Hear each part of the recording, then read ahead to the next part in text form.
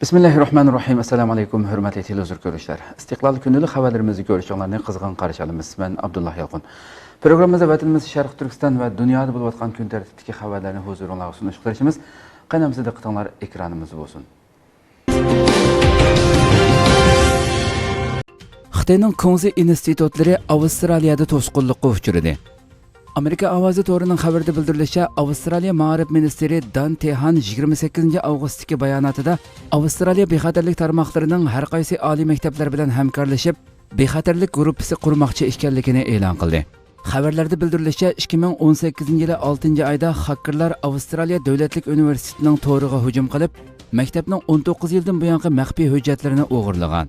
Mazkur hujjatlar o'quvchilarning pasporti, bank karta nomeri qatorliq muhim uchurlarni o'z ichiga oldi ekan. Ma'rif ministri bu haqda to'xtalib, mazkur xizmat guruhining asosligi to'r bexatarligini kuchaytirish, shundaqla oliy maktab va o'quvchilarning chet el kuchlarining ta'siriga uchrashidan saqlanish ekanligini bildirdi. Bundan necha kun burun Avstraliya hukumati Xitoyning yordamida ochilmoqchi bo'lgan bir necha Konzi instituti planini to'xtatib o'tgan va buning Xitoyning Avstraliyaga bo'libmi ma'rif sohasiga singib kirishining oldini olish uchun ekanligini bildirgan. Tahlilchilar Konzi institutlarining amaliyotda Xitoy kompartiyasining chet eldagi ta'siri va yumshoq kuchini kuchaytirishdagi quroli ekanligini ta'kidlashmoqda. Amerika shirkatlari Trumpning Xitoydan elinadigan tamojni bejini kechiktirishini talab qildi. Amerika ovozi to'rining bugungi xabarida bildirilishicha, Amerikaning 160 dan ortiq shirkat korxonalaridan tashkillangan savdo uyushmasi Prezident Trumpga maktub yo'llab, Xitoydan elinadigan qo'shimcha tamojni bejini kechiktirishini talab qilgan.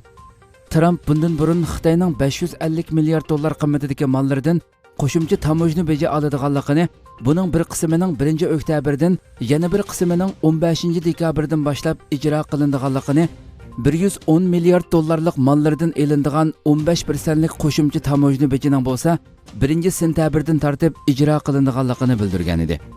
Bu qaror ijro qilinishga necha kunlik qolgan paytda Amerikaning har qaysi sohalaridagi 160 dan ortiq shirkat korxonalaridan tashkillangan Amerika erkin savdo uyushmasi Trumpga maktub yo'llab, bu qarorning ijro qilish vaqtini keyiniga surishni, aksicha bo'lganda fuqarolarning bayramlik mol setib olishiga ta'sir yetkazadiganligini bildirishgan. Trump oldingi kunlarda savdo urushi haqida mujmal ifoda bildirgan bo'lib, Xitoy bilan bo'lgan savdo suhbatini qayta o'ylashayotganligini aytgan. Ammo orqadan Xitoydan boshli texmo ko'p tamojni beja olmaganligiga pushaymon qilganligini bildirgan.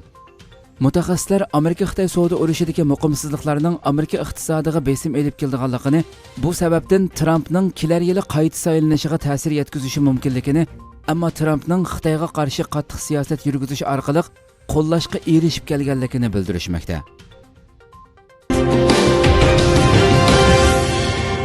İlham To'xta kishilik huquq mukofoti nomzodligiga ko'rsatildi.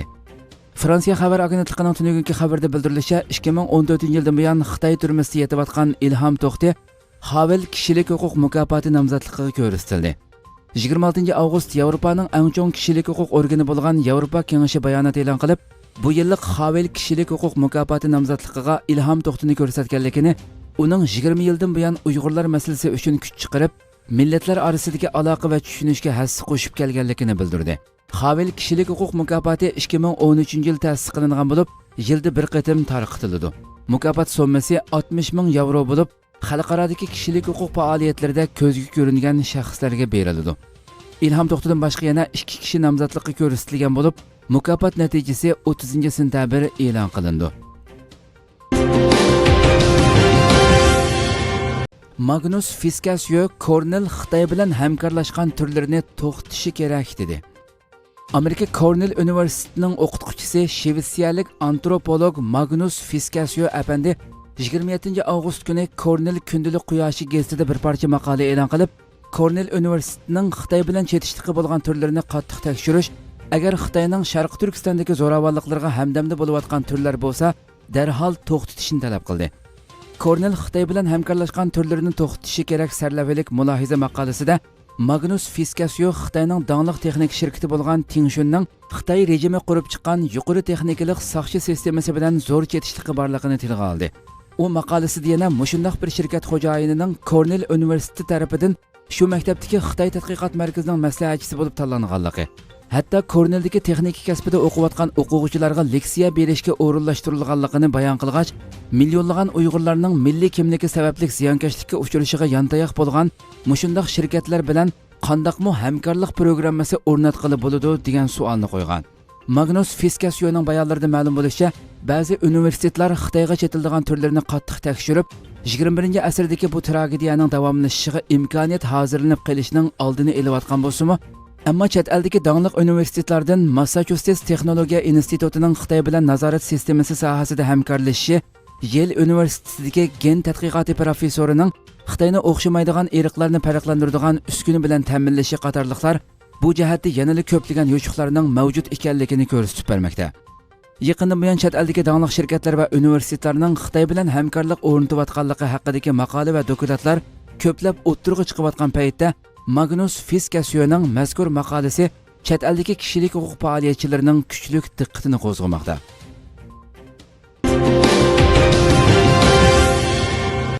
Sara Carter Dunyo bankisi nima uchun Xitoyning tutib turish lagerlariga mablag' soladi? Sharq Turkistondagi jazo lagerlari masalasi izchil mavjud bo'layotgan bir paytda Dunyo bankisining Xitoyning Sharq Turkistonda ta'sis qilgan tutib turish lagerlariga 50 million dollar mablag' solganligi haqidagi xabarlar tarqalishga boshlandi. 27 avgust Amerikadagi dongliq muxbir Sara Carterning shaxsiy to'rbetiga e'lon qilingan Dunyo bankisi nima uchun Xitoyning tutib turish lagerlariga mablag' soladi sarlavalik maqolaning boshlanmasida Abdur Dunyo bankisi mablag' solgan Xitoy rejimining atalmish kasbiy tarbiyalash programmasidagi tafsiliy mazmunlar ustida to'xtaldi.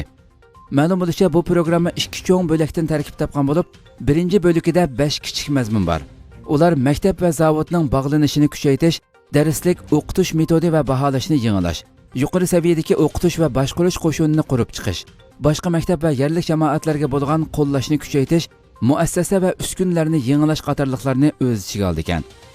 Mazkur programmaning ikkinchi bo'ligida o'lka darajalik siyosatning taraqqiyoti, maktablar aro hamkorlik munosabati qatorliq bir qancha mazmundan tashkil topgan. Sharq Turkistonda millionlagan Uyg'urning tutib turish lagerlariga qamalishi xalqaroning kuchli besimiga duch kelayotgan paytda Xitoy rejimi bu yil iyulda Uyg'urlar Turkiy millat emas degan safsatini tashviq qiladigan aqtashliq kitobni e'lon qildi. Abdur maqolasida mushu nuqta ustida analiz yurgizib, Dunyo bankisiga o'xshash dongliq pul muomala organining Xitoyga o'xshash bir davlatga zo'r so'mliq mablag' selishi va uning oqibatini qandaqmi tasavvur qilg'ili bo'ladi degan savolni qo'ydi.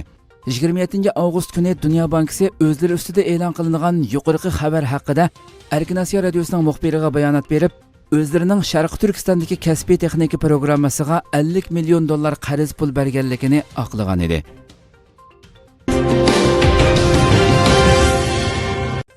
Uyg'urlar bilan Tibetlar Avstraliyaning Melbourne shahrida Hong Kongliklarni qo'llash namoyishi o'tkazdi. 25 avgust Avstraliyaning Melbourne shahrida Hong Kongga madad berish namoyishi o'tkazildi. Namoyishga Melbourndagi Tibet va Uyg'urlardan boshqa bir qism Xitoy demokratchilari qatnashdi. Melbourne shahridagi Victoria Uyg'ur jamiyatining raisi Olimjon apandi mazkur namoyish haqida ma'lumot berib mundaq dedi. Bu qadimgi namoyish Hong Kongliklarning yaqindan beri davom qilayotgan o'zining erkinligi va demokratiyasini qo'lga keltirish uchun qilayotgan namoyishini qo'llash yuzasidan o'rinlashtirildi. Namoyishga har soha kishilaridan 400 dan ortiq odam qatnashdi. Namoyish qatnashgan Victoria Tibet jamiyatining raisi Tenzan Kansa namoyish haqida to'xtalib mundaq dedi. Mening ismim Tenzan Kansa, Victoria Tibet jamiyatining raisi va Avstraliya Tibet jamiyatining kotibi bo'laman. Bugun biz Hong Kongliklarning namoyishini qo'llash uchun bu yerda namoyish qilyapmiz. Tibet 70 yil muqaddam Xitoy tarafidan besib olindi. Ana shundan keyin Tibet xalqi o'zining erkinligidan mahrum bo'ldi. To'limi afsus Sharq Turkistonmo Xitoy tarafidan besib olingandan keyin bizga o'xshash qismatlarga duchor bo'ldi. Tenzan Kansa yana Avstraliya xalqining Xitoyning ta'siridan ehtiyot qilishi kerakligini eskartib mundaq dedi. Biz 6 jamiyatning a'zolari bu yerga yig'ilib, o'zimizning har vaqt Hong Kongliklar bilan bir safda ekanligimizni ko'rsatish uchun bu yerda namoyish qilyapmiz. Avstraliya xalqini Tibet, Uyg'ur va Hong Kongliklarning kulfatlik taqdiridan savoq elib, Xitoyning ta'siridan ehtiyot qilishini tavsiya qilaman. Qozog'istonda havo armiyasi xalqaro harbiy manevri boshlandi. Qozog'istonda havo mudofaa va aviatsiya sistemalari to'liq ishga solingan 2019 harbiy hamkorlik nomli xalqaro harbiy manevr boshlandi. Qozog'iston davlat mudofaa ministrligidan e'lon qilingan bayonotda Qozog'iston, Qirg'iziston va Rossiyaning havo armiyalari qatnashgan bu manevrning Qaraganda o'lkasiga qarashli Sarishagan harbiy manevr maydonida boshlanganligi bildirildi. Manevrda mazkur 3 davlatning havo mudofaa sistemalari va urush aeroplanlarining ishlatilganligi, harbiy qismlarning raketa sistemalari orqali o'q etish, kecha va kunduzda havodan pachaqlab tashlash va boshqa taktikalarning ijro qilinganligi qayd qilindi. Bayonotda bu manevrning o'z navbatida yana Rossiyaning Asuluk harbiy manevr maydonida o'tkazilganligi uqtirildi. Hong Kongda yüzli maskaliqlarning kimligini aytib berguvchilarga mukofot e'lon qilindi.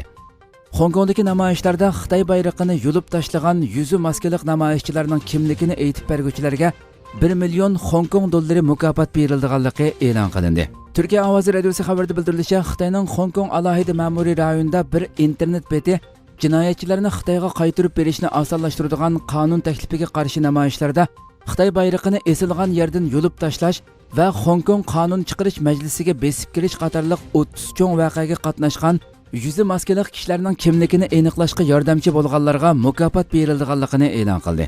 Hong Kongda 3 oydan buyon mazkur qonun taklifining butunlay amaldan qoldirilishini talab qilib davomlashayotgan namoyishlar dunyo kun tartibining eng muhim moddasiga aylangan bir paytda HK803 nomli bir internet beti Xitoy bayrog'ini esilgan yerdan yulib tashlash va Hong Kong qonun chiqarish majlisiga besib kirish qatorliq 30 cho'ng voqeaga qatnashgan yüzü maskaliq kishilarning tutilishi va sotqi tortilishiga yordamchi bo'lgan kishilarga 1 million Hong Kong dollari mukofot berilganligini e'lon qildi. Yerlik matbuotlardan biri bo'lgan G'arbiy Xitoy atiganlik gazeti bu internet betining sobiq Hong Kong valisi Leong Chunyingning nomiga ro'yxatga elinganligini xabar qildi. Mazkur internet betiga biz xalqning barliq tabiqalariga tava kishilarimiz shundaqli Hong Kongning baldurroq xotirjamlikka erishishini umid qilamiz degan shuarning yozilganligi hammaning diqqatini tortmoqda. Xitoy tashqi ishlar ministri Wang Yi Hong Kong savdo sanoat sohasidan bir guruh kishi bilan ko'rishib, shaharning hozirgi vaziyatiga qarata Hong Kong Angliyadan Xitoyga qaytarilgandan buyongi eng og'ir jiddiychilikni boshdan kechirmoqda dedi. Xitoy tashqi ishlar ministri Wang Yi Hong Kongdagi barliq tabiqalarni birlashishga, yerlik hukumatni voqealarini to'xtatishga va Hong Kongning jamiyat tartibini asliga keltirishga chaqiriq qildi.